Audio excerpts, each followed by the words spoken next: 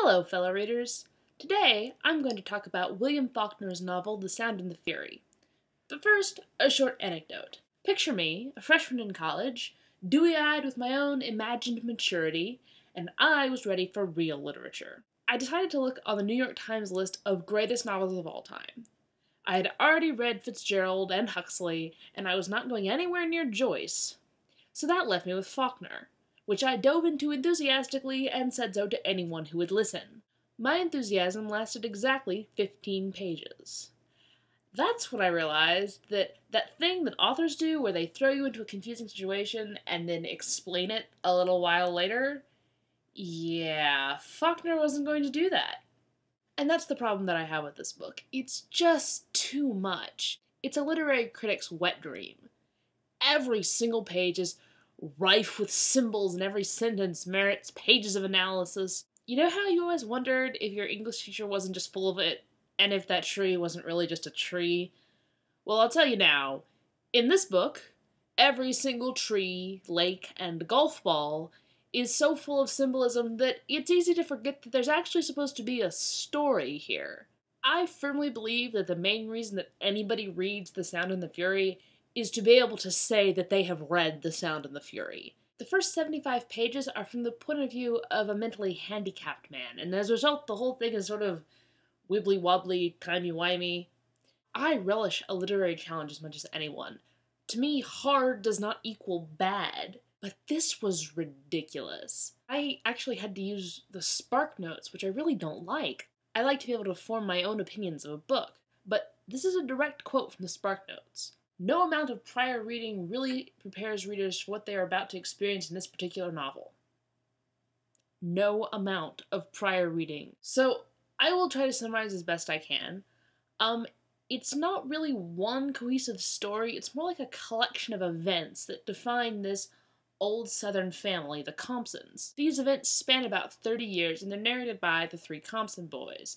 Benji, the one who's mentally handicapped, Quentin, who eventually commits suicide, and Jason, who is sadistic and evil.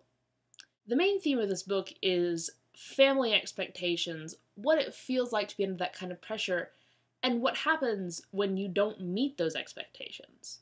The book also focuses a lot on sexual promiscuity, particularly that of the Compson boys' sister, Caddy, and her daughter, Quentin. Oh, and by the way, if you're delving into this book despite my review, you should know that there are two characters named Quentin, one being the boy and one being his niece. It would have saved me a lot of pain if someone had explained that to me.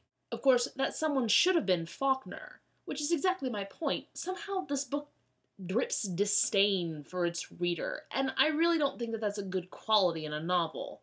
Now, to give Faulkner his due, there is a reason the man is considered to be one of the best novelists of all time. The man has got a way with the word picture. And there are a couple of bursts of clarity, particularly in Quentin's part of the narrative, that are really gorgeous.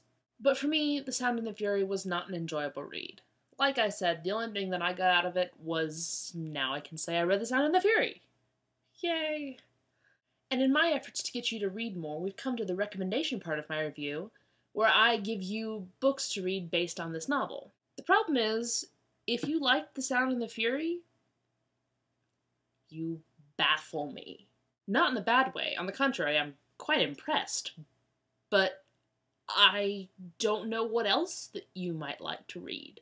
And in all honesty, if you are hardcore enough of a reader to not only handle The Sound and the Fury, but actually enjoy it, you don't really need the likes of me telling you what's out there. But nonetheless, I will try to come up with a few recommendations. Although I have never read it, a few different people have told me that I ought to read As I Lay Dying, also by William Faulkner. I cannot attest to this personally, but more than one person has told me that it's less of a handful than The Sound and the Fury, so if you like Faulkner's writing style, I'd go for that. If you're more about his themes, or if you want to experience the complete opposite writing style, The Sun Also Rises by Ernest Hemingway is also about failing to meet expectations, although in that case it is one's own expectations of oneself as opposed to one's family's expectations.